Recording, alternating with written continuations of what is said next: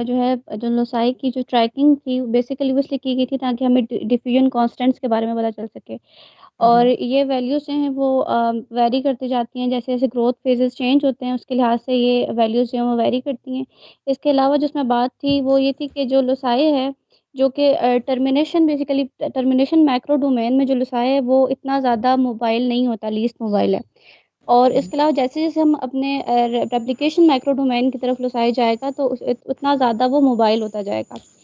और इसके अलावा इसमें बात ये थी कि यानी कि जो एक्टिविटी है जीन की वो किसी लिहाज से डिपेंड करती है मैक्रो डोमेन के ऊपर मतलब जीन एक्टिविटी और मैक्रो डोमेन्स का थोड़ा-सा रिलेशन है एक-दूसरे के दरमियान लेकिन वो रिलेशन क्लियर नहीं है अभी तक इतना, कि बेसिकली कैसे वो रिलेट कर रहे हैं।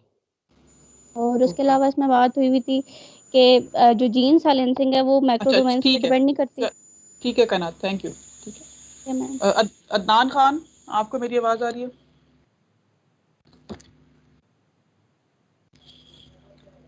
हेलो अदनान।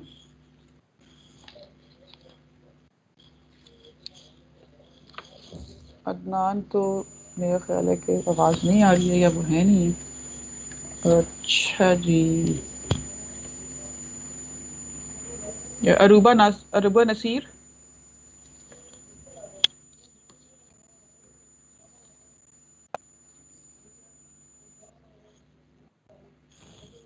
अरूबा नसीर, आपको मेरी आवाज़ आ रही है? Hello Aruba.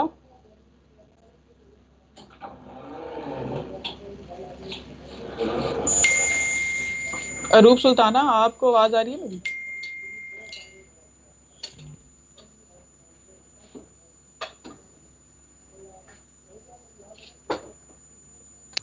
जी मैम आ रही है। जी अरूब, आप ठीक है? तबीयत आपकी अब? जी मैम बेहतर है काफ़ी पहले से। अच्छा चलो गुड। और आपके घर में बाकी लोग भी ठीक हो गए हैं? मैम बाकी लोगों का तो मैंने आपको बताया था, उन्होंने वैसे वो ठीक है साइन सिम्टम्स तो, लेकिन टेस्ट नहीं करवाया था तो सिर्फ मैं ही आइसोलेटेड हूँ। ठीक है, ये तो बाकियों का कोई इशू नहीं हुआ। चलिए गुड, अच्छी बात है ये। साइन सिम्टम्स नहीं थे बज़ाहिर तो इसलिए ठीक है, उनका हाँ टेस्ट नहीं करवाया। ठीक। अच्छा, आपने पढ़ा था पेपर? पढ़ सकी थी? नहीं मैम मैं अभी पढ़ रही थी तो हाँ हाँ, अच्छा।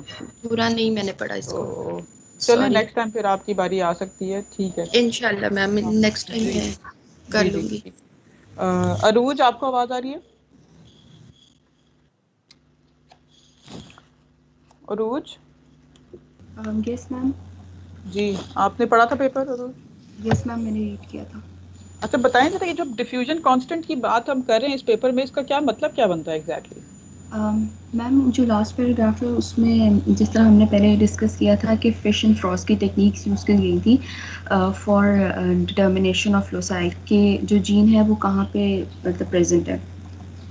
तो ट्रैकिंग ऑफ लोसाई हमारे पास by using the frost technique जो है वो हमारे पास डिटर्मिन होता है और इससे ये पता चलता है कि हमारे पास जो ORI एंड जो TER डोमेन्स हैं वहाँ पर कहाँ पर जो है वो एक्टिव जीन्स प्रेजेंट है। Active genes are present in मतलब हमारे पास जो ORI डोमेन है वहाँ पे जो है वो मोर एक्टिव जीन्स प्रेजेंट हैं जो कि एक्सप्रेस हो रहे हैं एज़ कम्पेयर टू मतलब जो हमारे पास TER डोमेन है। और इसके थ्रू जो है वो हम ट्रैकिंग करते हैं लोसाई की कि मतलब हमारे पास कहाँ पे जो है वो डिफ्यूज़ मतलब कांस्टेंट जो कि चेंज नहीं हो रहे और जो एक्सप्रेस हो रहे हैं प्रेजेंट है। नहीं अरूज, मैं पूछ रही हूँ कि जो डिफ्यूजन कांस्टेंट का टर्म यूज हुआ है ना इधर, यस मैम। तो इसका क्या एग्जैक्टली मतलब बनता है? Space explored per unit time by locus. Ma'am mobility से इसको किया गया है कि मतलब जो हमारे पास माइक्रो डोमेन्स है वो हमारे पास लीस्ट मोबाइल है और जो हमारे पास क्रोमोसोमल आर्म से मैम उसको शायद उन्होंने मतलब उसकी लोकेशन को किया है। हाँ, और फिर हम कहते हैं these values vary as a function of growth phase and are subject to metabolic processes। इसका क्या मतलब है? मैम जो हमने इससे पहले भी डिस्कस किया था कि जो बैक्टीरियल ग्रोथ है वो मतलब क्वाइट फास्ट है तो मतलब जैसे मैम आगे उन्होंने कहा हुआ था कि मतलब इसको अब जो है वो रिप्लेस कर दिया गया है CRISPR-Cas9 से और मैम क्योंकि काफ़ी फास्ट प्रोसेस होता है तो हम उसको ऐसी कंडीशंस देते हैं कि मतलब जो हर प्रोसेस है उसको मतलब प्रॉपर जो उसमें जो ऑर्गेनाइजेशन हो रही है उसको हम स्टडी कर सकें। हाँ हाँ, इसमें जो लिखा है कि gene silencing does not correlate with ये जो पॉइंट है macro domain positioning but with regions of high levels of nucleoid associated protein binding, इसका क्या मतलब है इस लाइन का पूरे? मैम 65 जो है इससे आगे हाँ जी, ये gene silencing does not correlate with macro domain positioning but with regions of high levels of nucleoid associated protein binding which might be more compactly organized. इसका क्या मतलब है?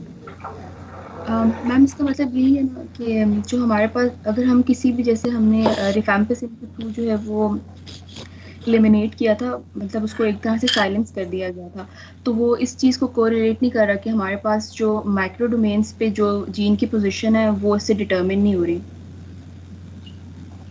अच्छा, तो ये जो न्यूक्लियोइड बाइंडिंग प्रोटीन्स हैं या एसोसिएटेड प्रोटीन्स हैं, इनसे क्या होता है इनकी बाइंडिंग से? मैम ये हमारे पास सुपर कॉइल होने के बाद जो है वो NAP प्रोटीन्स जो है वो मतलब जीनोम के साथ बाइंड कर जाती हैं और इसको मोर कॉम्पैक्ट जो है वो ऑर्गेनाइजेशन देती हैं। तो कॉम्पैक्ट होने से क्या होता है फिर?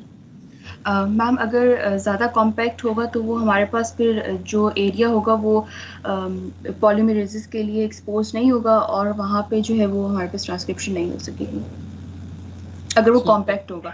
और जिस तरह वो जब मतलब अगर उसकी एफिनिटी कम हो जाएगी तो वो एरिया एक्सपोज्ड हो जाएगा और पॉलीमरेज आके अटैच हो जाएगा। फिर उसके अकॉर्डिंग अगर एप्लीकेशन होनी होगी या ट्रांसक्रिप्शन होगी वो फिर स्टार्ट हो जाएगी। चलो, आपने बाकी पेपर भी पढ़ा था? रिमेनिंग पार्ट पढ़ा था? यस मैम, मैंने थोड़ा सा देखा था। मैं उससे बस यही था कि फ्रॉस्ट टेक्निक को जो है वो हम क्रिस्पर कैस9 से कर सकते हैं और इसके अलावा जो क्योंकि प्रोसेस जो है वो मतलब काफ़ी ज़्यादा फास्ट होता है तो इसको हम अगर इमेजिंग प्लेटफॉर्म्स या टेक्निक्स वगैरह को यूज़ करें तो इससे भी हम ऑर्गेनाइजेशन वगैरह को कर सकते हैं। ठीक है रुच, थैंक यू। अच्छा फरहीन, आपको आवाज़ आ रही है? फरहीन अयूब,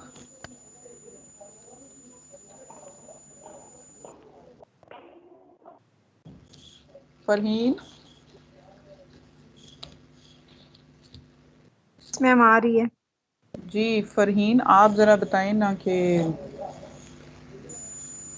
जो हमने इसके अंदर ये पॉइंट डिस्कस किया है पेपर में, अच्छा ये जो आउटलुक है इसके बारे में क्या पॉइंट्स बताए हैं? जो सबसे पहला है एप्लीकेशन इसकी, वो क्या है? फ्यूचर में हम जो चीज़ें देख सकते हैं उसमें क्रिस्पर वाला जो है वो कैसे उस हेल्प कर सकता है हमें? मैम मैंने आउटलुक वाला नहीं पढ़ा, मैंने शुरू से पढ़ा था पेपर। शुरू से पढ़ा था? अच्छा, फ्रॉस्ट क्या होती है टेक्निक? फ्रॉस्ट क्या होती है? मैम फ्रॉस्ट जो टेक्निक है वो है फ्लोरिसेंट रिप्रेसर ऑपरेटर साइट में जो वहाँ पे ये जो इसमें एंडोजीनियस फ्लोरिसेंस लेबलिंग करते हैं जिससे हमें क्रोमोसोम के जो डिफरेंट लोकस हैं वो उनके हम लोकलाइजेशन जो है वो फाइंड करते हैं और इससे ये जीन की एक्टिविटी और जीन की उसके स्ट्रक्चर के मतलब उसके इंटरप्ले को जो है वो फाइंड करने के लिए दो टेक्निक्स होती हैं, फिश और फ्रॉस्ट। तो मैम ये टेक्निक्स इसलिए यूज़ की जाती हैं और इससे हमें ये पता चलता है कि जो टर्मिनेशन साइट्स और जो इनिशिएशन साइट्स हैं वो जीनोम के अंदर जो हैं वो रैंडमली डिस्ट्रीब्यूट नहीं हुई हुई बल्कि उनके जो हैं वो स्पेशल जो हैं वो लोकलाइजेशंस हैं उनके लिए उनकी। तो ये हमें इन टेक्निक से पता चलता है। अच्छा, तो चलें, आपको बाकी भी पेपर पढ़ना चाहिए था क्योंकि मैंने पढ़ने के लिए ही दिया था। पढ़ें, ठीक है ना, आउटलुक वाला जो है। Okay, thank you. अच्छा जी, गनवा मलिक, आपको मेरी आवाज़ आ रही है? गनवा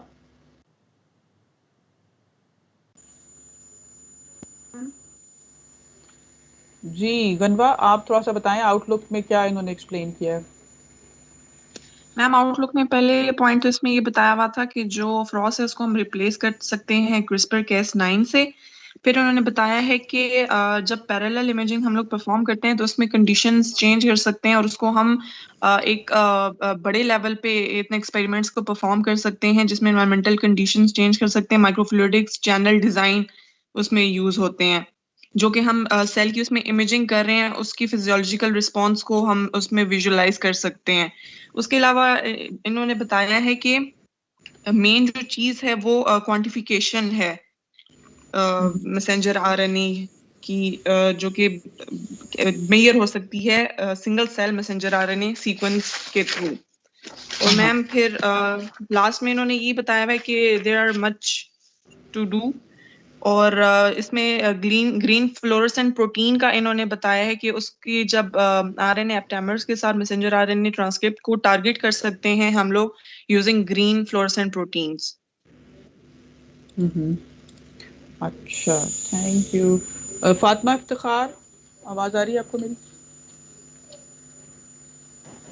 यस मैम, आ रही है। फातिमा, इसमें जरा ये तो बताएं कि ये जो इन्होंने लास्ट में आउटलुक पे जो सेकंड लास्ट पैराग्राफ है ना, जिसमें इन्होंने ये बताया है कि सिंगल सेल जो आप अगर चेक करते हैं मैसेंजर आरएनए उसमें मेजर करते हैं, ठीक है? तो अगर हम सिंगल सेल के अंदर मैसेंजर आरएनए के वो मेजर कर रहे हैं तो उससे हमें जीनोम लेवल पे क्या चीज पता चलती है? मैम क्वांटिफिकेशन जो करते हैं जीन लेवल पे। हाँ, मैसेंजर आरएनए हमने अगर मेजर कर लिया ना, तो मुझे उससे जीनोम लेवल की इंफॉर्मेशन क्या मिलेगी? मैम कि अगर मैसेंजर आरएनए आगे जाके ट्रांसक्रिप्शन में इन्वॉल्व होता है तो उसकी इंफॉर्मेशन हमें मिल सकती है इसमें। जीनोम की जो ऑर्गेनाइजेशन है ना, उस रेफरेंस में।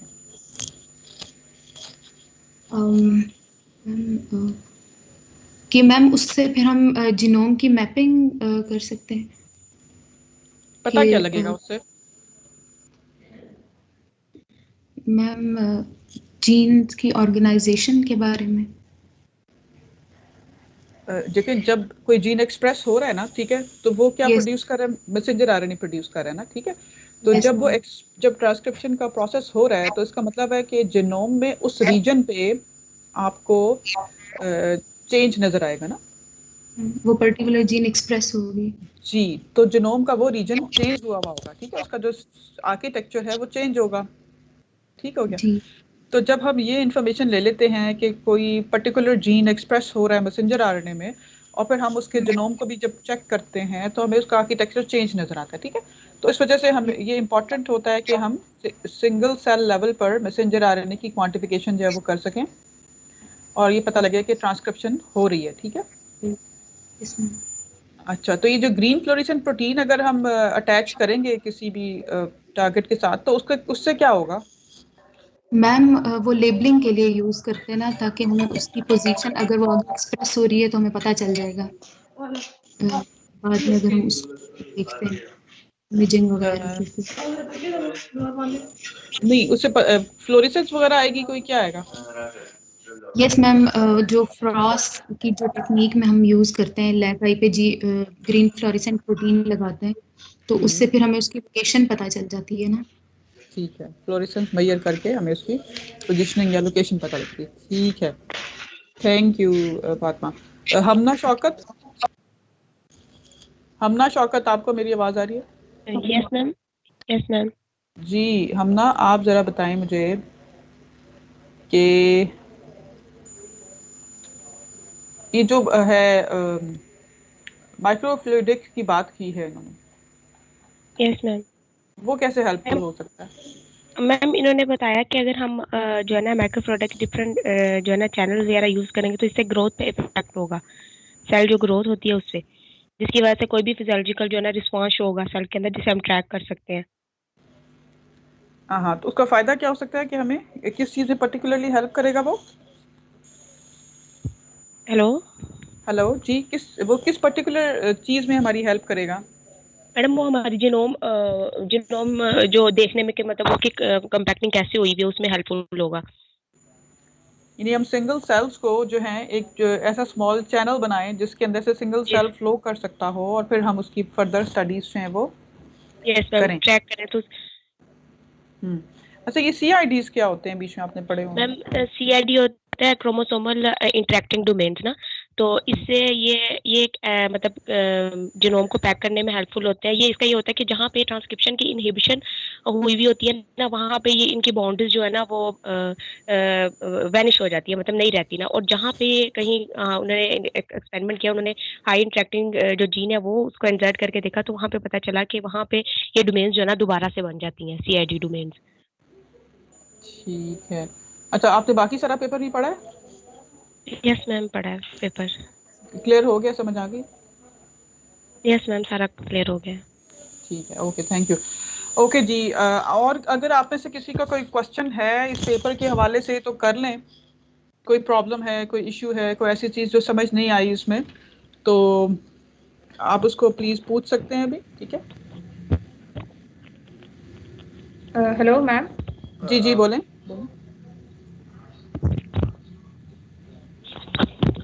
जी, हम ना मैम कुछ यहाँ पे डिफ्यूजन कांस्टेंट का जिक्र था, तो मैम ये जी चीज़ एक्सप्लेन कर दें प्लीज। जी, असल में ये बात है कि जब आप मैम इट्स मीन आया आप। अच्छा, आप नायाब हो। अच्छा, इसमें पूरा क्या नाम है आपका? नायाब नायाब सुगरा बोल रहे हो? नायाब सुगरा। अच्छा, ठीक है। अच्छा, इसके अंदर ऐसा है कि यस, हम नायाब सुगरा। जी जी, ठीक है। इसमें ऐसा है कि हम जब जीनोम के अंदर एक सिंगल लोसाई या लोकस जो है ना, उसको जब हम ट्रैक कर रहे होते हैं ना, तो हम ये देख रहे होते हैं कि उस पर्टिकुलर लोकस पे कितनी दफ़ा कोई मॉलिक्यूल दूसरा आके अटैच हुआ है, ठीक है? तो आपको पता है कि इनसाइड न्यूक्लियस जो जीनोम के अंदर इंटरेक्शंस हो रही हैं, या इवन न्यूक्लियोइड रीजन के अंदर, तो जो ट्रांसक्रिप्शन फैक्टर्स हैं या जो प्रोटीन्स हैं, वो एक तरह से डिफ्यूज होके एक जगह से दूसरी जगह पहुंचती हैं, ठीक है? तो एक पर्टिकुलर लोकस इन एक जीन या एक प्रमोटर का रीजन जहाँ पे किसी एक ट्रांसक्रिप्शन फैक्टर ने आना था, वो कितनी दफ़ा वहाँ पर आया और उसका टाइम कितना लगा उसको, वो कितनी देर वहाँ बाइंड रहा, ठीक है? तो हम ये सारी चीज़ें जो मेजर कर सकते हैं, ठीक है ना? तो वो जो स्पेस है कि उस पर्टिकुलर जगह पे आपको पर्टिकुलर प्रमोटर मिला इतनी देर के लिए, और फिर एक ट्रांसक्रिप्शन फैक्टर उसके साथ बाइंड कर रहा था, इंटरेक्शन कर रहा था। तो ये डिफ्यूजन कांस्टेंट जो है ना, वो उस पर्सपेक्टिव में बात की गई है। और फिर ये भी कह रहे हैं कि ये जो डिफ्यूजन कांस्टेंट होता है, ये डेफिनेटली बहुत चेंज होता है, वेरी करता है, क्योंकि अगर ग्रोथ एक्टिव है तो वो पर्टिकुलर प्रमोटर जो है वो जैसे ही ट्रांसक्राइब होगा, ये बार बार ट्रांसक्राइब हो रहा होगा, लेकिन ग्रोथ स्लो है तो हो सकता है वो ट्रांसक्राइब ना हो रहा हो। फिर अगर एटीपी सिंथेसिस कितनी है सेल के अंदर, फिर टेम्परेचर क्या है, ठीक है? तो इन्हीं सारी जो कंडीशंस हैं, अगर वो ऑप्टिमम है तो वो जो उसका डिफ्यूजन कांस्टेंट है वो चेंज होगा, लेकिन अगर कोई ड्रास्टिक चेंजेस हैं तो फिर वो चेंज हो सकता है, ठीक है? क्लियर हो गया? Yes ma'am, thank you. Okay, yes ma'am, thank you. जी, एहतशाम आप कुछ कहना चाह रहे थे? मैडम ये फिगर 1 जरा समझा दें। फिगर 1 कौन सी है? लो जी, फिगर 1 मैंने समझानी है। स्टेट ऑफ आर्ट है ये तो जी मैडम, हाँ बता। ये फिगर तो बहुत आसान सी फिगर है। इसके मैडम वो मेरी लैब मीटिंग थी, मैं एब्सेंट था इसलिए। ये जो एक मिनट, फिगर 2 फिगर 1 की बात कर रहे हो तुम? ठहरो। अच्छा जी, नहीं तो इसमें समझ क्या नहीं आई, पहले तो मुझे ये बताओ ना। मैडम इसकी जो है देख रहा हूँ ट्रांसक्राइब जो जीन्स हुए हैं, वो उनका पूछ रहा हूँ। एक मिनट ठहरो, पहले तो एहतशाम ऐसे करो कि इसमें जो है ना, जो इसका टाइटल है ना फिगर का, वो तो पढ़ो जरा। स्टेट ऑफ आर्ट है। हाँ, आगे जो लिखा है वो पढ़ो ना। अच्छा मैम, सबसे पहले तो इक्वलाइज सेल वो बता रहे हैं, ठीक है? उनके नहीं, वो बता रहे हैं, डोमेन बता रहे हैं। एहतशाम एक minute, state of the art के आगे जो लाइन शुरू हो रही है ना, द बैक्टीरियल जीनोम, इससे पढ़ो ना। अच्छा ठीक है, उधर उसमें most of the bacterial model organism harbor a single circular chromosome. The bacterial chromosome has been primarily studied in Bacillus subtilis, Escherichia coli, and Caulibacter Ehtesham, hello ji madam. हाँ, आपने देखो फिगर 1 आपके सामने खुली हुई है। जी मैडम। फिगर 1 में जो नीचे एक लाइन लगी है जिस पर नीचे, हाँ ठीक है, वो टाइटल जो है वो वो पढ़ो ना जी। ठीक है, bacterial genome is organized at different length scales at the smallest length.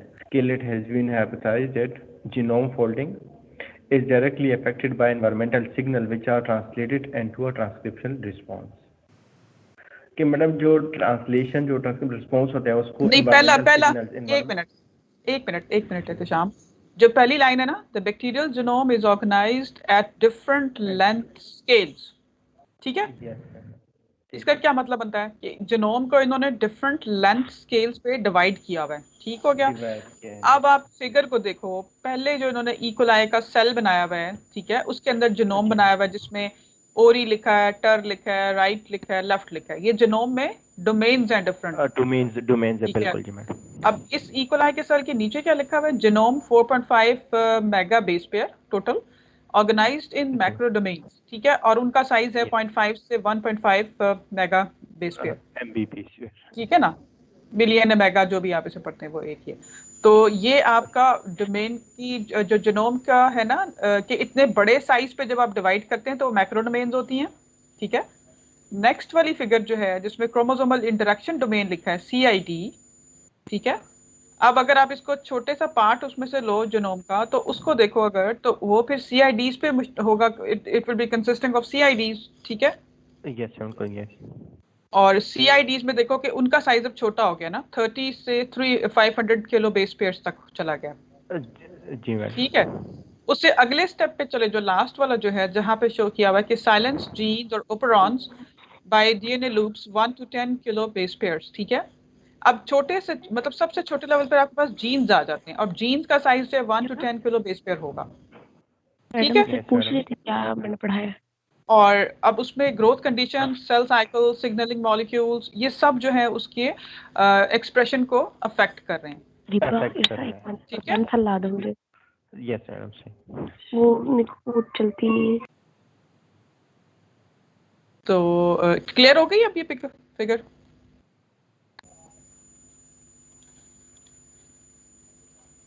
Ehtesham clear हो गई है? हेलो,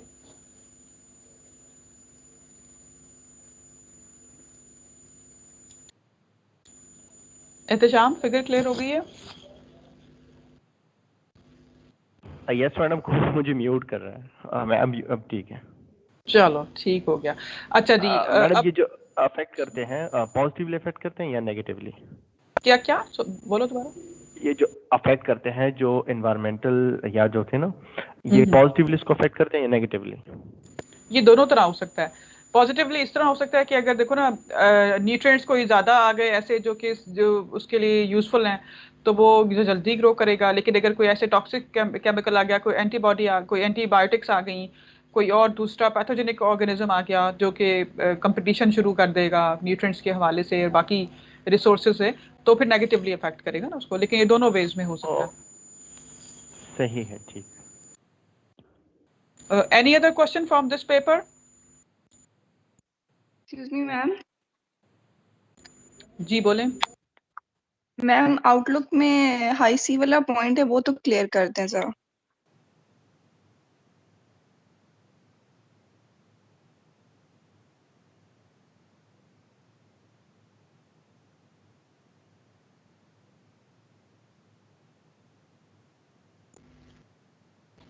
कोई और स्टूडेंट आप में से इसको एक्सप्लेन करना चाहेगा, हाई सी वाला पॉइंट जो है?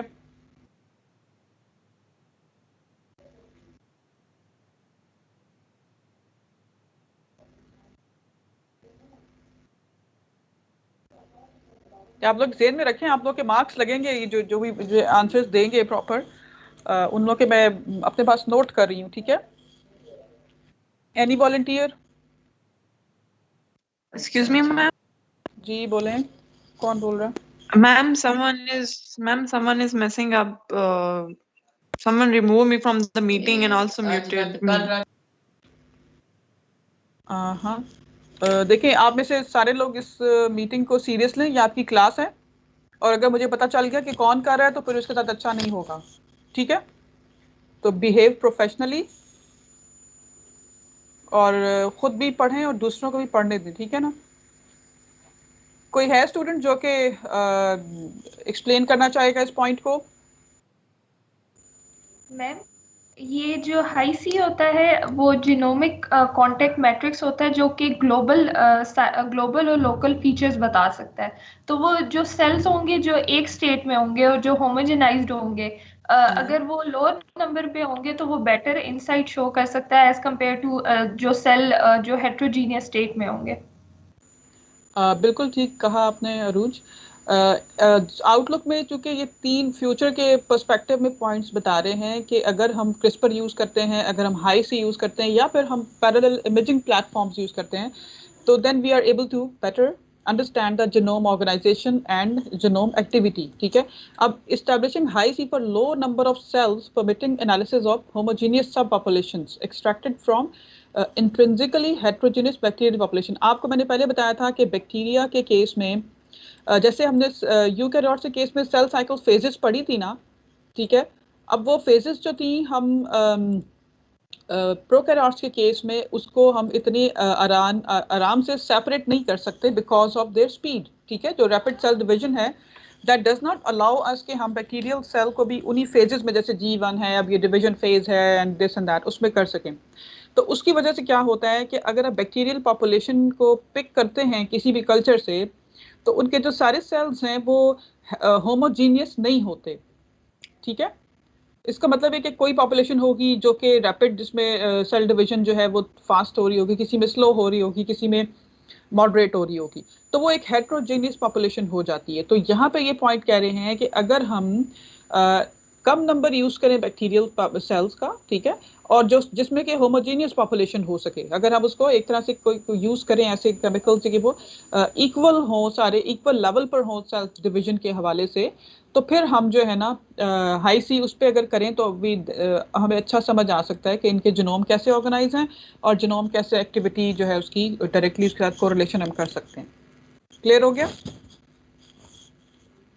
यस मैम, क्लियर हो गया जी। मैम हाई सी ज्यादा बेहतर है या 3C? क्योंकि यार हाई सी, हाँ बोलो। क्योंकि दोनों एक क्रोमोसोम की कंफर्मेशन को चेक करने के लिए इस्तेमाल हो रहे हैं। नहीं, लेकिन हाई सी जो है ना वो थोड़ा ज़्यादा सोफिस्टिकेटेड है 3C के मुकाबले में, लेटेस्ट भी है और ऑब्वियसली उस पर ज़्यादा आप चीज़ें ऐड कर सकते हो उसके अंदर ना, पूरे जीनोम के हवाले से ज़्यादा चीज़ें नज़र आ सकती हैं उसमें। ठीक है, अच्छा, ओके जी। और अगर कोई क्वेश्चन नहीं है तो हम अपना आगे कंटिन्यू करते हैं। बैक्टीरियल जीनोम ऑर्गेनाइजेशन में आपका ये पेपर है जिसमें आपको आइडिया होगा कि जीनोम उसका किस किस्म का किस रेफरेंस में ऑर्गेनाइज हो सकता है, इसमें डोमेन्स हैं डिफरेंट लेवल पे जो है वो है, और फिर कोई लेटेस्ट टेक्निक्स है जिन्हें यूज़ करके आप फर्दर इंसाइट ले सकते हैं। ठीक है, मैंने आपको पहले बताया था कि प्रोकैरियोटिक जीनोम के अंदर जो है ना बहुत सारे हमें इश्यूज हैं जिसकी वजह से मेरे को बहुत अच्छी उसकी नहीं मिल सकी अभी तक, प्रॉपर पिक्चर सामने नहीं आ रही। हम उसको मतलब जितना अभी तक मिल चुकी है इन्फॉर्मेशन, हमने उस एंगल से उसको देखा। लेकिन इसके कंट्रास्ट में अगर हम यूकैरियोट्स को देखते हैं तो चूंकि उनका जो सेल डिवीजन है वो बहुत लेट है, हम अगर 24 आवर्स के साइकिल पे देखते हैं तो वो हम उसको फेजेस को डिस्क्रिमिनेट भी कर सकते हैं आराम से, हम उनको स्टॉप कर सकते हैं किसी पर्टिकुलर उसके अंदर, उनसे हैंडलिंग जो हमें आसान है उनकी। ठीक है, तो उस वजह से यूकैरियोट्स में बहुत ज़्यादा एडवांस किस्म की इंफॉर्मेशन और नॉलेज जो है वो आ गया है जीनोम ऑर्गेनाइजेशन के हवाले से। अच्छा, यूकैरियोट्स के हवाले से अगर आप मैं प्रेजेंटेशन आपको वही शेयर कर रही हूँ जो हमने पहले उसमें कवर की थी, जो हमारा ये है प्रोकैरियोट्स का था। ठीक है, तो उसी प्रेजेंटेशन में आगे हमारे पास यूकैरियोट्स की भी है, मैंने आपको प्रेजेंट कर दी है। ये जो प्रेजेंटेशन है आई होप आपको नज़र आ रही होगी। यूकैरियोटिक जीनोम ऑर्गेनाइजेशन नज़र आ रही है आप लोगों को? ठीक है, अच्छा, यूकैरियोटिक जीनोम ऑर्गेनाइजेशन को आप बिना 2-3 एंगल से अंडरस्टैंड करना है। एक तो ये कि वी ऑल नो कि यूकैरियोट में न्यूक्लियस जो है वो उसने जो है वो जीनोम को पूरा जो है वो एनक्लोज्ड किया हुआ है, ठीक है ना, एज कम्पेयर टू प्रोकैरियोट्स जहाँ पे न्यूक्लियोइड था। अब न्यूक्लियस के अंदर आपके पास जो जीनोम पूरा है, जो क्रोमैटिन जिसे हम कह रहे हैं, उसकी जो कंपोजिशन है आपको उसका अच्छा आइडिया होना चाहिए ताकि आपको ये समझ आ सके कि क्रोमैटिन जो है उसमें डीएनए, हिस्टोन्स और उसके अलावा जो प्रोटीन्स हैं वो कैसे किस तरह से हैं, या बाकी कौन सी प्रोटीन्स हैं जो उसके साथ हैं। ठीक है, सो in this slide I just have shown the chemical composition of chromatin. Let me अच्छा, अब आपको ये स्लाइड शो नजर आ रहा है ना, बेटर होगी picture. So you know that DNA actually makes up 20 to 40% of the chromatin composition, ठीक है, and it's most important chemical constituent of chromatin. RNA actually makes 5 to 10%, and that is associated with chromatin as ribosomal RNA, messenger RNA, transfer RNA, और फिर इसमें बाकी RNA भी आ जाते हैं जो माइक्रो RNA हैं और दूसरे टाइप्स के, ठीक है. फिर प्रोटीन्स जो है वो दूसरा कंपोनेंट है क्रोमैटिन का, ठीक है. 55 to 60% are associated with chromatin as histones, right, which are very basic proteins and which constitute about 60% of total protein. And histones are actually almost in 1:1 ratio with DNA. And these are of 5 types: histone, H1, H2A, H2B, H3, and H4. And then we have non-histone proteins, right? So they are actually 20% of total chromatin protein.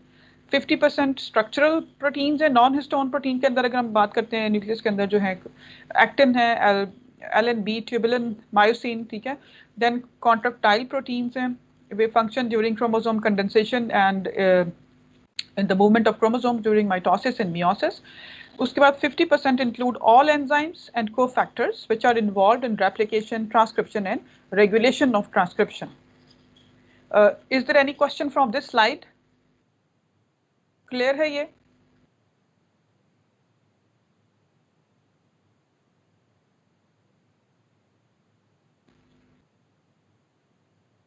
चलें, कोई नहीं बोल रहा, इसका मतलब है कि clear होगा.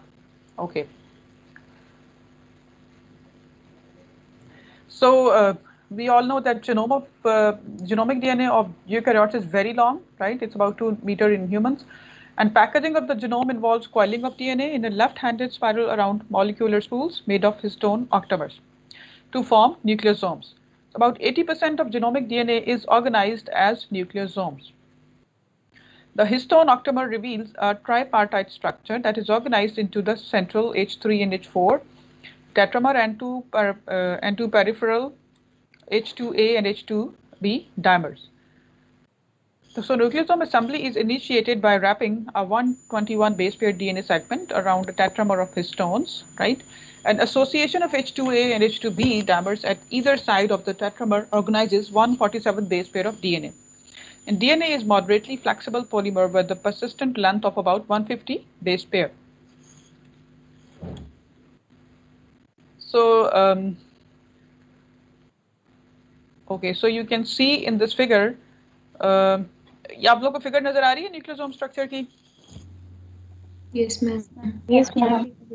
So you can see in this figure that DNA is in the red ribbon form, okay, and the blue ovals are the histone proteins, and the pink ribbon is actually the linker DNA, okay. So that is linking one nucleosome particle to the next or the previous one. And in the figure at the right side, you can again see the same figure. The colored the histone proteins are shown in colored areas, and the silver gray is the DNA. And around 146 base pair DNA is actually present in the form of nucleosome. So important thing is to ponder that in the absence of exogenous forces, 150 base pair of DNA essentially follow a straight path. But in the nucleosome, it coils in 1.65 toroidal superhelical turns, right? You can see that it's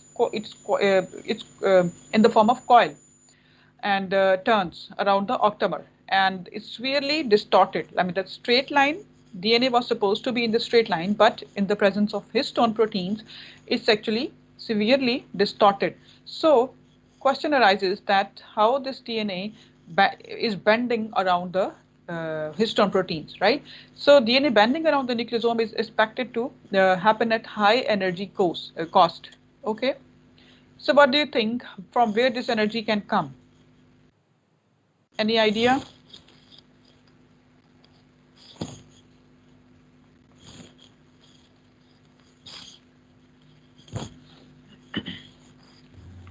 Actually, protein binding is providing the energy.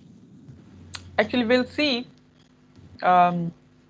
Energy cost is compensated by DNA histone interactions, occurring approximately every 10 base pair on each DNA strand, generating 7 histone DNA interaction clusters per DNA coil.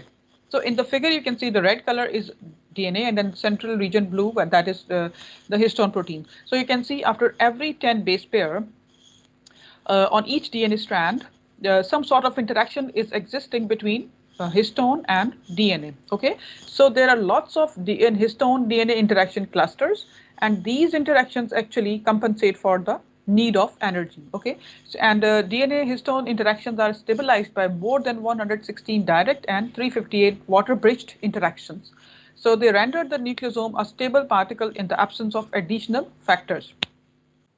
I have provided links for 3 videos, which I would suggest you all to please do watch, because that will be making your concept very clear with reference to the DNA structure and its organization along nucleosome as a nucleosome particle and higher order structure. Okay.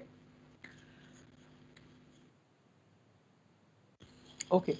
So there's important thing that DNA alone is not able to bind properly with the histone protein. I mean, there is tendency that DNA will be able to bind to the histone, but it will not be making the proper nucleosome structure. So here comes the role of chaperone, histone chaperones.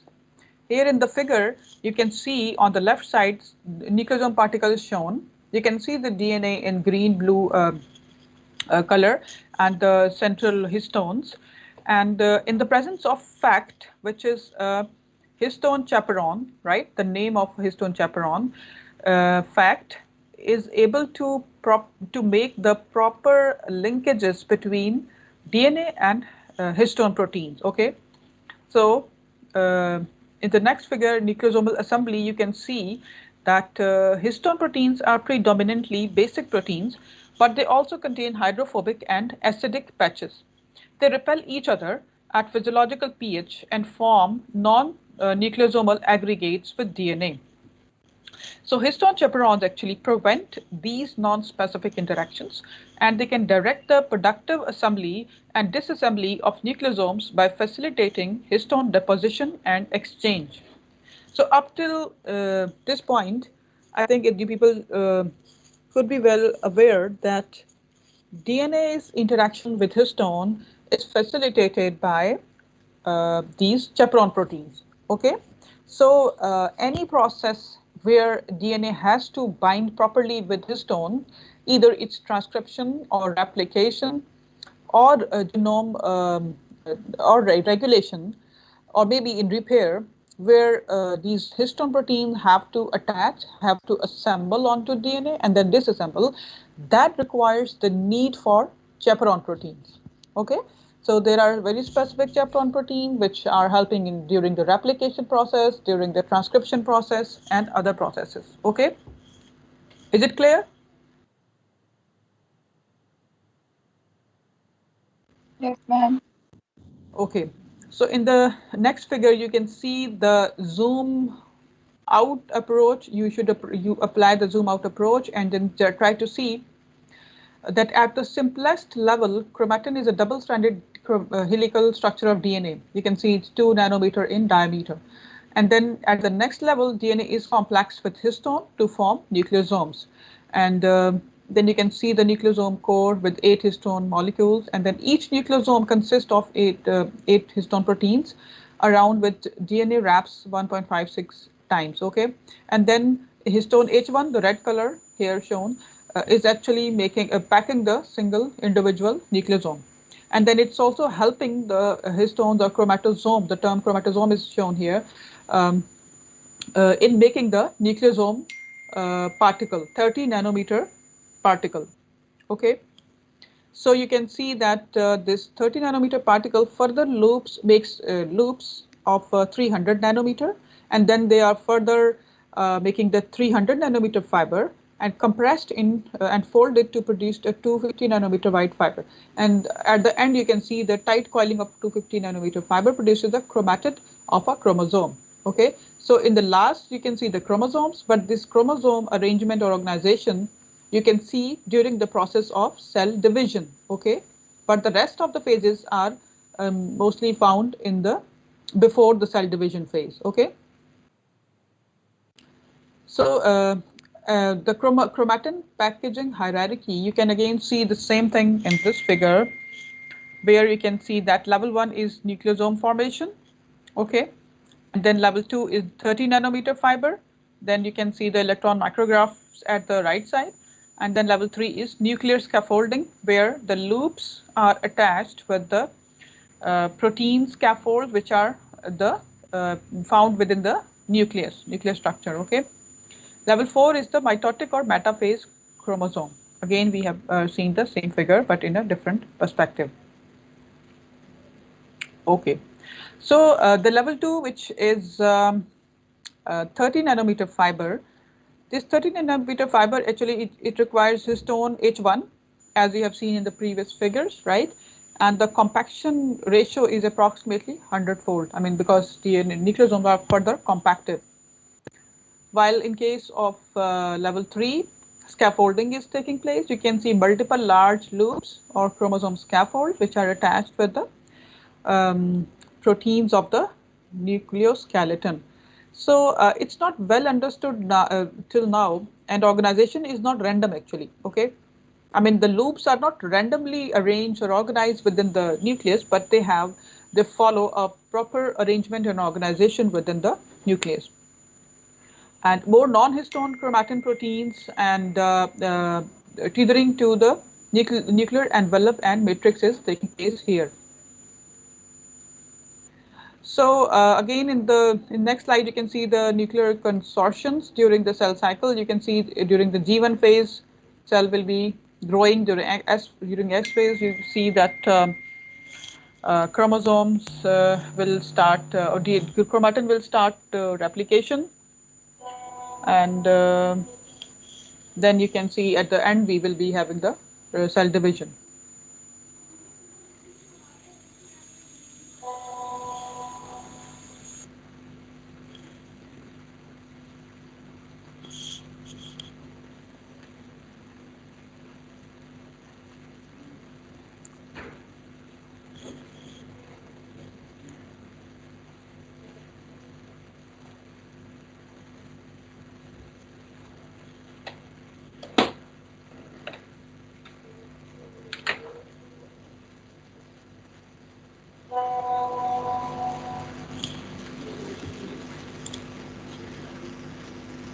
Any questions so far?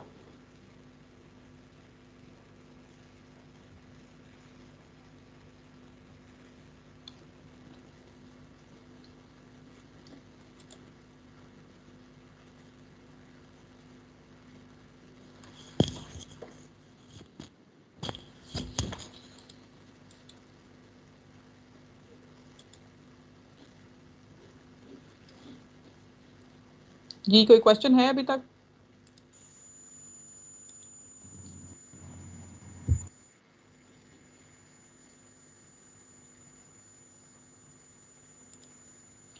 Okay, if there's no question, then let's continue. Ma'am, scaffolding protein का क्या काम होता है? These proteins actually interact with the chromatin, and then they try to organize or try to place it within the nuclear space. Okay.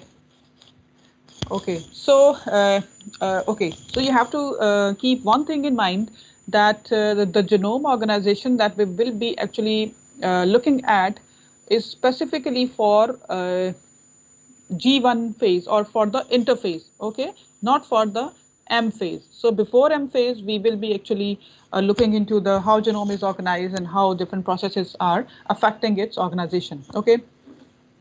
So interphase chromatin actually, which you have seen consists of levels 1 to 3 in the previous figures, is relatively decondensed chromosomes, okay. So we can divide the chromatin into two major parts or sections, that is heterochromatin and euchromatin. Okay, and I'm sure all of you are well familiar with the terms. Heterochromatin is darkly stained and it's condensed, and mostly simple sequences are found, while euchromatin, in the figure you can see the darkly stained region and the light stain regions. Okay, so euchromatin is the light stain region. It's less condensed, and the complex sequence like DNA or like genes are found within the euchromatin. Then there are some points which are different for both heterochromatin and euchromatin. We can see here that darkly stained or repetitive sequences are found in the heterochromatin. It replicates later in the cell cycle, and little or no recombination takes place in the heterochromatin. While transcriptionally repressive, it silences gene expression. Okay, while euchromatin regions of the chromatin are actually stained lightly, decondensed. Single copy sequences, for example, genes are found in the euchromatin, and it replicates early in the cell cycle, and it recombines, right? And transcriptionally active or permissive for gene expression. So by just comparing these few points between heterochromatin and euchromatin, you can easily understand that euchromatin contains all sort of genes of the genome, okay? And the important thing is that they replicate early in the cell cycle, while heterochromatin, that is not consisting of genes, they replicate late in the cell cycle. I told you in during the cell cycle lecture, cell cycle phases, when we were discussing those phases, that even a single phase can be divided into early, middle, and late phase. For example, S phase, if we talk about S phase, then we can say that early S phase, middle S phase, or towards end. Okay, so similarly, it means that the euchromatin would be replicating in the early S phase, right? While heterochromatin would be replicating in the later time of the S phase. So is it clear till now? Yes, ma'am. Yes, ma'am. All right. So as I told you that we have to understand the eukaryotic genome at different levels. So once you get the idea that how the whole chromatin is organized within the genome, within the nucleus, then if it's so tightly packed, then how different processes are taking place, so that transcription is also taking place, replication is also going on.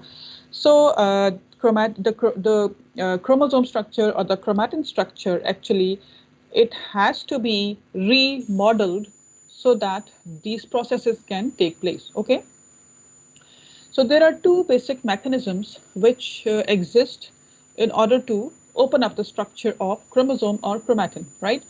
First is the histone modifiers or histone modifying enzymes, and second is the chromatin remodelers or remodeler complexes. So first process is histone modifications or histone modified. So I told you that histone proteins, actually they are important proteins, and the core of these proteins are in proper interaction with DNA, but they are having their tail regions, and these tail regions of histone proteins, they are subject to different modifications. Okay, so histone modifying enzymes, they modify the histone tail residues or the amino acids which are there in the histone tails, and help in the recruitment of other factors. And they do not change the position of the nucleosome. Okay, they do not change the position, rather they just change the histone tails within the single nucleosome particle. While the second is the chromatin remodelers. So chromatin remodelers, as the name is suggesting, they remodel or they change the position of nucleosomes that is dependent upon the ATP.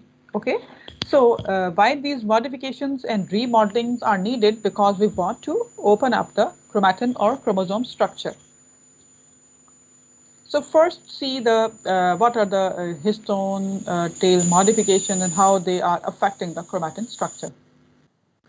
Histones are subjected to a variety of post-translational modifications, most often on the N-terminal tails, may be covalent modification. Rather, they are actually covalent modifications. So these modifications are generated by specific enzymes, and these modifications are recognized by proteins that can influence gene expression and other chromatin functions.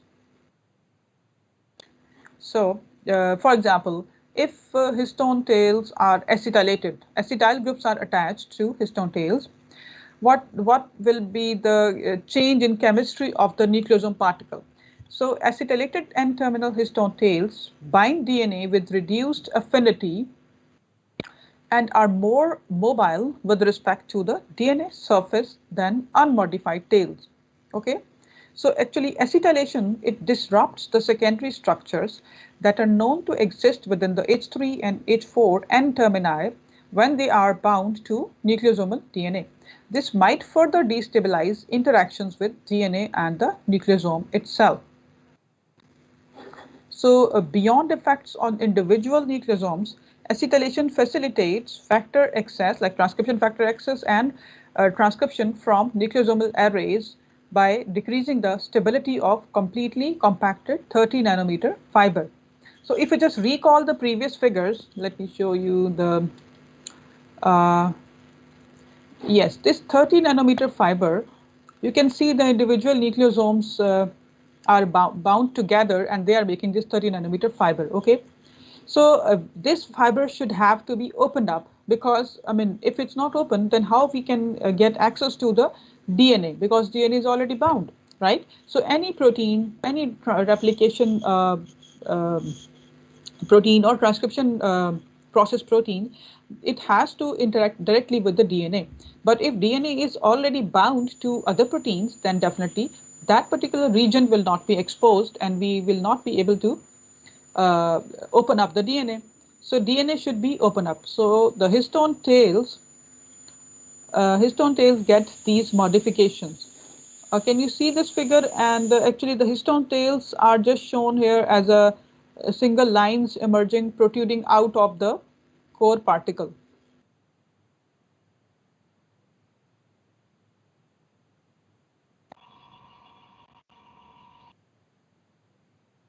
For example, in the slide where I showed you the nucleosome structure, you can see the H3's tail was there, H2B tail red color that was protruding out of the nucleosome particle, and then H4 and similarly. So these tails are actually very important part of the histone proteins, and they get modifications, covalent modifications with the help of modifying enzymes. And these modifications are important because they are just facilitating the different processes. Okay, so scientists also actually were thinking that whether we will be able to give a kind of code, histone code to these modifications. So it was a kind of hypothesis that transcription of genetic information encoded in DNA is in part regulated by chemical modifications to histone. So it means that the DNA sequence itself is important, but another layer of regulation exists in the form of histone tail modifications. So in the table, you can see the type of modification and its proposed function. For example, if the histone tails get acetyl group attachment, then that gives a message of transcription activation, histone deposition, DNA repair, and chromosome assembly. And then if they get methylation, then transcription activation or silencing can take place. So methylation can have dual effects. And then checkpoint responses, you know, the checkpoints of the cell cycle, either it has to enter to the next phase or not. Similarly, phosphorylation, that is actually helping in DNA repair, apoptosis, mitosis, transcriptional activation. Then ubiquitination, that is helpful in spermatogenesis, meiosis, transcriptional activation, and simulation. Simulation, actually small ubiquitin-like modifiers, small proteins, okay? And so far their role has been implicated in transcriptional repression. They repress the transcription process. And then biotinylation, if biotin molecule is attached to the histone tails, then that is involved in gene expression. So in this figure, you can see the structures or modifications of chromatin. So you can see the acetyl group, the phosphoryl or the phosphate group, and then ubiquitin and the sumoyl, the small ubiquitin-like modifiers, and then you can see the methyl group. So actually, just try to understand here that the chemistry of these different attachments or groups is the main thing that is affecting the interaction of histones with DNA in the nucleosome or in the 30 nanometer fiber. Okay, so here again this figure is just showing and telling us that different tails, you can see the tails which are actually comprising 25 to 30% of mass of histones, right?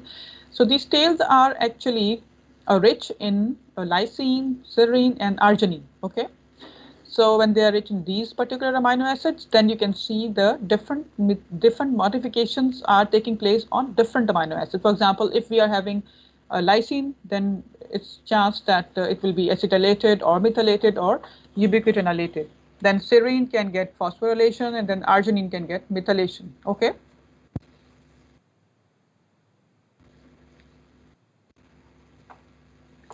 So is it clear till here?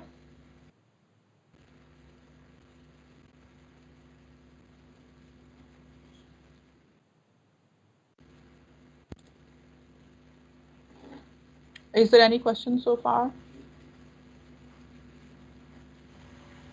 Ma'am chromatin modification में जो आपने सोमाइलेशन का बताया है वो please repeat कर दें।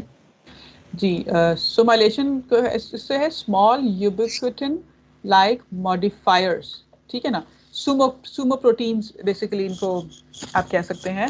तो वो जैसे यूबिक्विटिन है, यूबिक्विटिन से भी ज़्यादा स्मॉल साइज की प्रोटीन्स होती है ये, ठीक है। और ये प्रोटीन्स जो हैं ये भी जब हिस्टोन के टेल्स के साथ इंटरेक्शन करती हैं तो फिर दे हैव कंसिक्वेंसेस कि शायद वो उसकी जो है ना ट्रांसक्रिप्शन को रिप्रेस कर दें, ठीक है। Yes ma'am, thank you. Okay, कोई और क्वेश्चन है? डिपोजिशन का बता दें। सॉरी, बोलें दोबारा। हिस्टोन डिपोजिशन का वर्ड जो यूज हुआ था वो बता दें। जी, हिस्टोन डिपोजिशन का मतलब ये है कि अभी हम खैर आगे पढ़ेंगे डिटेल में कि हिस्टोन प्रोटीन्स का जब इंटरेक्शन डीएनए के साथ होना है, ठीक है, तो वो उन्होंने उस जगह पे या तो डिपॉजिट होना है, ठीक है, या उस जगह से रिमूव होना है। तो ये 2 वे प्रोसेस होता है। जैसे हिस्टोन की असेंबली जो है वो डीएनए के साथ वो भी होती है और जो डिसअसेंबली है वो भी हो सकती है, ठीक है। तो वो डिपॉजिट हो सकती है किसी पर्टिकुलर पॉइंट पे। अब आप देखें कि जहाँ पे जो कॉम्पैक्ट है जीनोम, ठीक है, उस जगह पे क्या होगा कि हिस्टोन की डिपोजिशन ज़्यादा होगी ना, ठीक है, वो कॉम्पैक्ट हो जाएगा इस वजह से। लेकिन जहाँ पे ट्रांसक्रिप्शन का प्रोसेस होना है या बाकी होने, वहाँ पे वो ओपन अप होगा स्ट्रक्चर उसका, तो वहाँ पे हिस्टोन प्रोटीन्स वहाँ से सेपरेट हो सकती हैं, ये डिसअसेंबल हो सकती हैं, ठीक है। मैम यूबिक्विटिनेशन जो होता है वो टैग करता है किसी चीज को टू बी डिग्रेडेड, तो ये ट्रांसक्रिप्शन की एक्टिवेशन में कैसे हो सकता है, ये जो पहले वाले टेबल में था? हाँ, अच्छा क्वेश्चन आपने पूछा है, लेकिन इसका जवाब भी आप खुद ही दें। आप देखें ना, ट्रांसक्रिप्शनल एक्टिवेशन, इसका मतलब है कि ट्रांसक्रिप्शन किसी तरह से इनहिबिटेड थी तो वो एक्टिवेट होगी ना। अच्छा, ठीक है। तो अब इसका मतलब है कि कोई ऐसी वहाँ पे प्रोटीन बाइंड की हुई थी जिसकी वजह से ट्रांसक्रिप्शन जो थी वो इनहिबिटेड थी, या फिर कोई ऐसी मॉडिफिकेशन थी हिस्टोन्स की टेल पे जिसकी वजह से ट्रांसक्रिप्शन जो थी वो इनहिबिट हुई हुई थी। और तो उस पर क्या होगा कि जब हम उस पर अटैच कर देंगे यूबिक्विटिन हिस्टोन के साथ जाके अटैच का हो जाएगी तो हिस्टोन वहाँ से रिमूव हो जाएगी और फिर वो डिग्रेड हो जाएगी ना। तो उसमें फिर यहाँ पे ये बात आ जाती है कि रिप्रेसर्स या साइलेंसिंग रीजन्स के अंदर जो है ये प्रोसेस जो है वो हो सकता है जिसमें वो उसको हेल्प आउट कर सकता है, ठीक है। हाँ,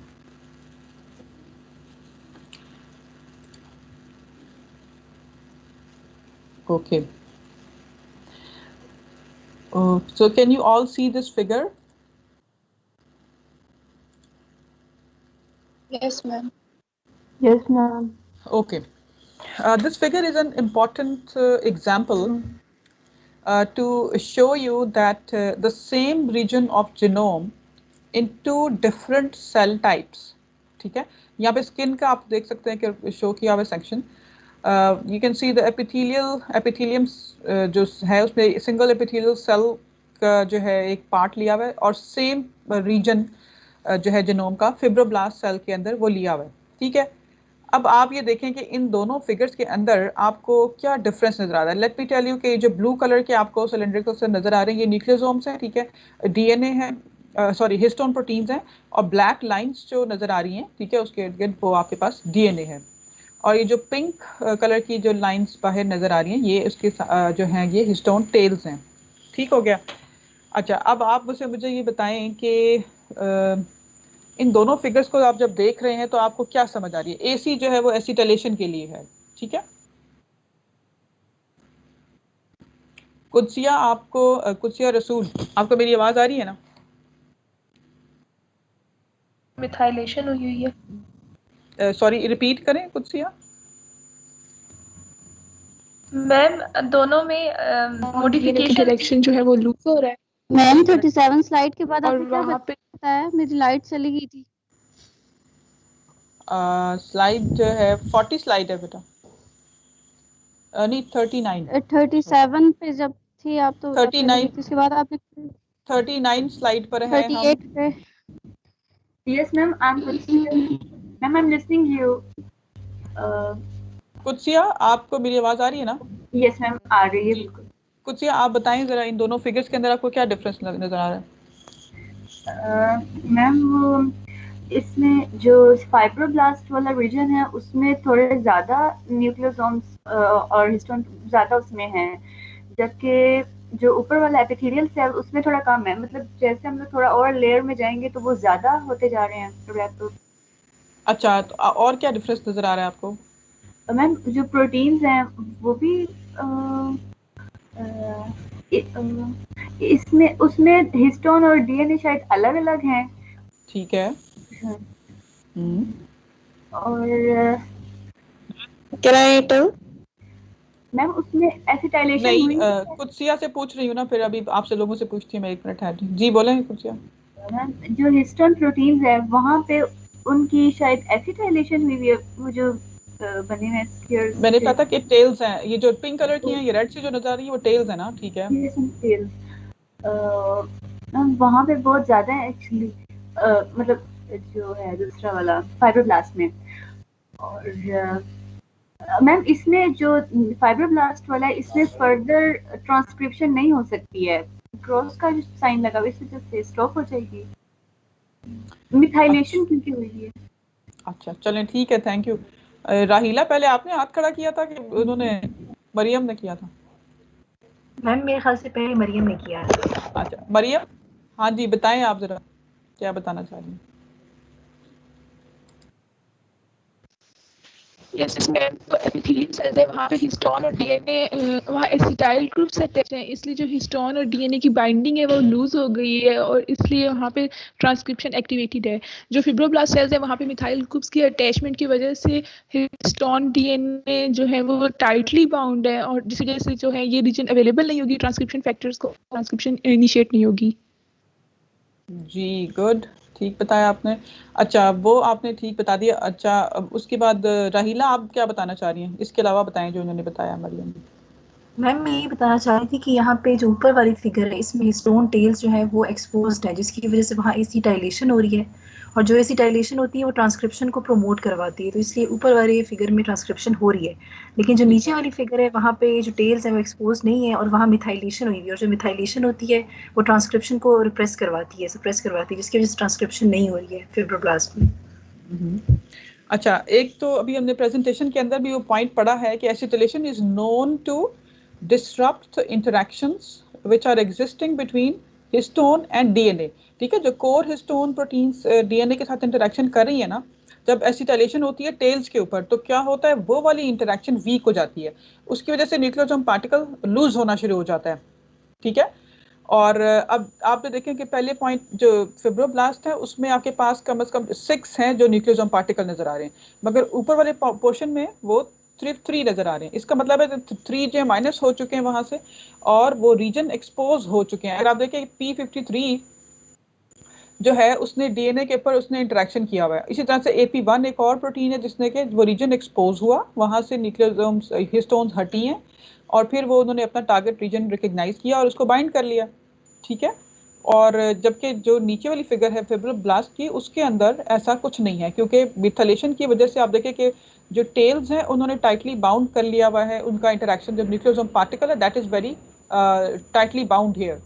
ठीक है ना, और एक और चीज़ भी देखें, आपके जो मिथाइल ग्रुप है वो रिकग्नाइज हो रहा है मिथाइल बाइंडिंग प्रोटीन्स के साथ। ठीक है। तो मिथाइल ग्रुप को रिकग्नाइज करने के लिए स्पेसिफिक प्रोटीन्स हैं जो कि रिकग्नाइज करती हैं और उसके बाद वो उसको बाइंड कर लेती हैं। अब भी जो methyl group cap binding proteins हैं, इनको एक और एंजाइम जो है वो आके वो उस एंजाइम का नाम लिखा हुआ है यहाँ पे, हिस्टोन डी एसिटाइलेज। ठीक है। अब हिस्टोन डी एसिटाइलेज एंजाइम का काम ये है कि वो हिस्टोन की डी एसिटाइलेशन करेगा, लाइक वो उसके एसिटाइल ग्रुप नहीं अटैच होने देगा। ठीक है ना। तो उसकी वजह से जो फिब्रोब्लास्ट में सेम रीजन है जिनोम का, वो टाइटली पैक्ड है, बाउंड है और जीन एक्सप्रेस नहीं हो रहा। ठीक हो गया। लेकिन अपर फिगर जो है एपिथेलियम वाली, उसके अंदर हिस्टोन्स रिमूव हुई हुई हैं, वो टारगेट साइट एक्सपोज्ड है और फिर उस पर को एक्टिवेटर्स भी बाइंड किए हुए हैं, यानी P53 और AP1 को एक्टिवेटर। ये यहाँ पे तो बहुत सिंपल फिगर शो की हुई है ना, लेकिन it's just a kind of message के कॉम्प्लिकेटेड होता है सारा, बहुत सारे प्रोटीन्स हैं, बहुत सारे कॉम्प्लेक्सेस हैं जो आके आपस में इंटरेक्शन करते हैं। ठीक है। और फिर वो जो है ना जीन एक्सप्रेशन को स्टार्ट करेंगे या स्टॉप करेंगे। ठीक है, क्लियर है ये फिगर? यस मैम, क्लियर है। ठीक है। अच्छा,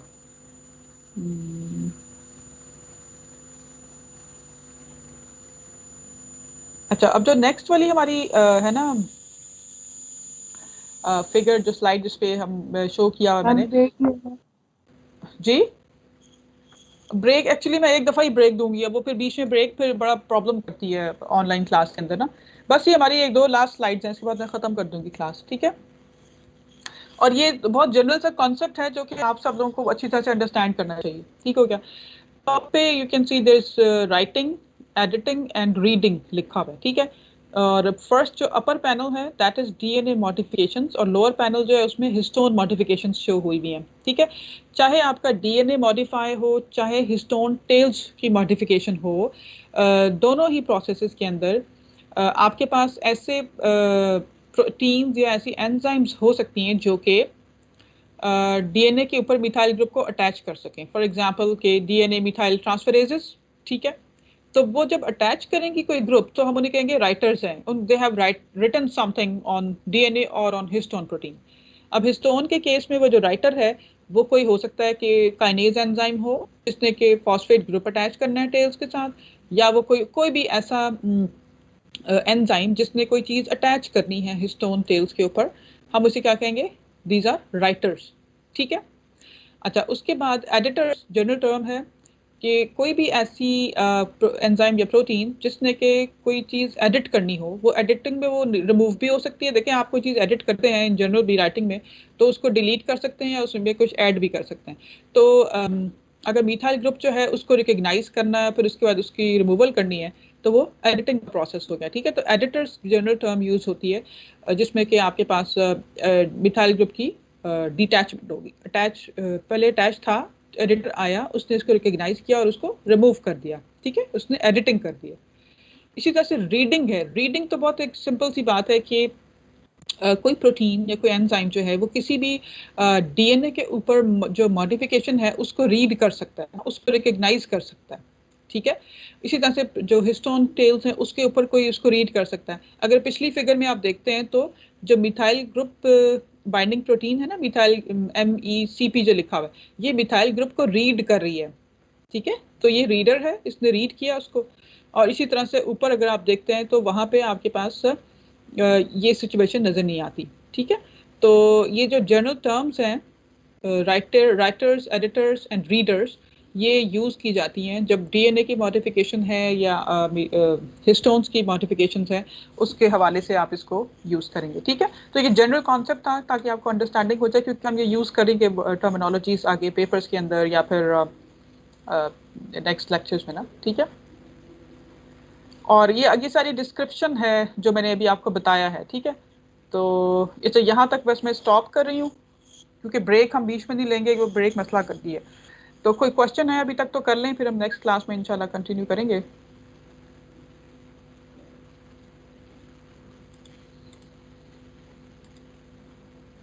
लिखा हुआ था कि एसिटाइलेशन हिस्टोन डेपोजिशन, मतलब है कि वो कॉम्पैक्ट फॉर्म टेबल था करवाती है। एक मिनट ठहरो। यहाँ मैम एक्चुअली ये जो टर्मिनोलॉजी है ना डिपोजिशन की, या फिर उसको उसकी असेंबली होना या डिसअसेंबली होना, इसको आपको थोड़ा सा इस कॉन्टेक्स्ट में देखना होगा कि सिचुएशन पहले क्या थी उस जगह पे ना, ठीक है। यानी ये किसी भी, क्योंकि यहाँ पे तो बहुत जनरल लिखा हुआ है कि ये क्या हो सकता है इसका मतलब, तो इसको आपको उसके साथ मिक्स ना करें जो हम फिगर्स अगर देख रहे हैं या अगर कुछ हम ऐसी एग्जांपल्स को लेके चल रहे हैं ना, ठीक है। तो हिस्टोन डेपोजिशन कराना जो है वो दोनों तरह से काम हो सकता है उसका। किसी भी जगह पे आपको अगर चेंज कराना है कोई तो वो उसमें हेल्प आउट कर सकता है, ठीक है।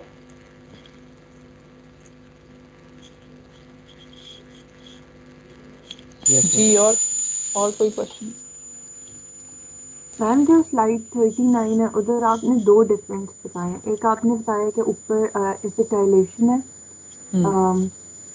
नहीं नीचे ऊपर एसिटाइलेशन है तो वो ट्रांसक्रिप्शन जो है वो रही है, नीचे मिथाइलेशन है ट्रांसक्रिप्शन स्टॉप हो जाती है। और क्या डिफरेंस आपने बताया था? या पूछ रहे हैं मेरे से क्या बताया था?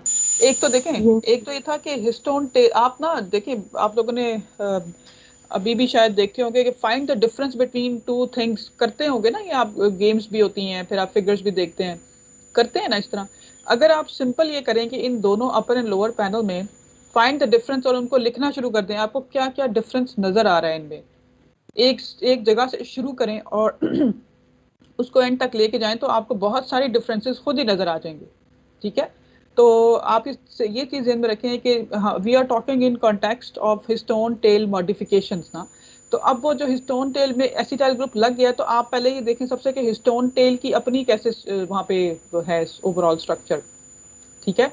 उसको कंपेयर करें नीचे वाले के साथ जहाँ मिथाइल ग्रुप अटैच्ड है, पहला डिफरेंस ये होगा। फिर आप ये देखें कि number of nucleosome particles count करें, ऊपर कितने नीचे कितने। फिर आप ये देखें कि डीएनए कितना ओपन है ऊपर वाले में और नीचे वाले में, ठीक है। फिर आप ये देखें कि जो आपके पास मॉडिफिकेशंस हैं उनको रिकग्नाइज करने के लिए कोई और हैं प्रोटीन्स या नहीं है, वो आप देख लें। उसके बाद फिर आप देखें एंड रिजल्ट क्या हो रहा है, ट्रांसक्रिप्शन जो है वो नहीं हो रही है, ट्रांसक्रिप्शन हो रही है, ठीक है। तो ये आपको एग्जाम्पल इससे ये पता चलता है कि ओवरऑल आपके पास इन सेम जीनोम के रीजन में हिस्टोन टेल की डिफरेंसेस की वजह से जीन एक्सप्रेशन जो है वो ऑन या ऑफ हो सकता है, ठीक है। Okay ma'am. जी एनी अदर? मैम जी मैम आप ये 23 स्लाइड को दोबारा रिपीट करें, न्यूक्लियर असेंबली 23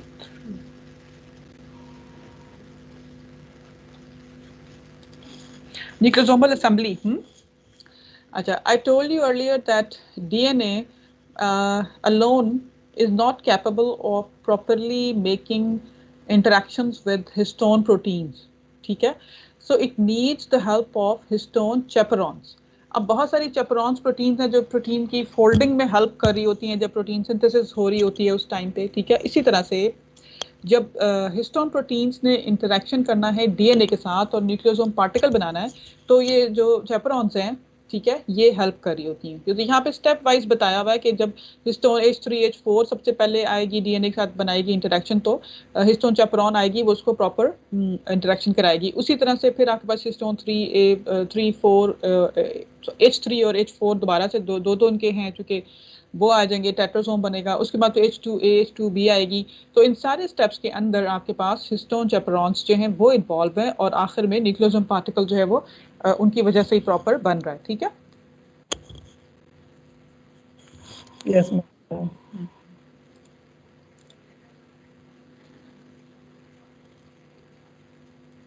और मैम यहाँ पर हिस्टोन चैपरॉन जो है वो हिस्टोन को डीएनए के साथ अटैच भी करा रहे हैं और डी अटैच भी करा रहे हैं। जी जी, दोनों तरह से हेल्प करा रहे हैं, बिल्कुल। ये हम हिस्टोन चैपरॉन्स का थोड़ा सा और भी पढ़ेंगे, हमारा नेक्स्ट जो टॉपिक है ना उसके साथ ही एसोसिएटेड भी होगा, तो और भी थोड़ा सा आपको पता चल जाएगा कि हिस्टोन चैपरॉन्स आर वेरी इंपॉर्टेंट, ठीक है। और सारे जो प्रोसेसेस है ना आपके ट्रांसक्रिप्शन का और ये जो रेप्लिकेशन है इसमें एक्टिवली इन्वॉल्व हैं ये।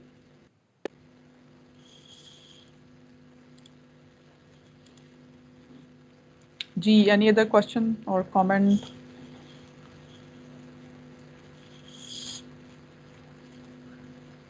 अच्छा, आप लोग अब जो है ना किसी भी टाइम अपने क्विज के लिए रेडी रहें, और एहतशाम से बल्कि मैं कहूँगी कि ये मैसेज भी ग्रुप पे कर दें कि क्विज की प्रिपरेशन जो है वो कर लें। मैं आपको टॉपिक जो है ना या जो चैप्टर है वो बता दूंगी कि इसमें से क्विज होगा आपका, तो वो आप उसको प्रिपेयर कर लीजिएगा उसके अकॉर्डिंगली।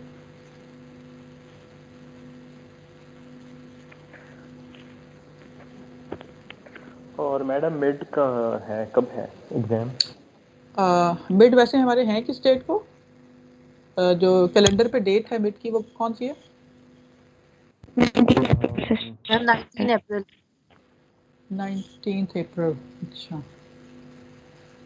तो अभी तो खैर टाइम है हमारे पास काफ़ी। इसको हम नेक्स्ट क्लासेस में डिसाइड कर लेंगे इंशाल्लाह। ठीक है, ठीक।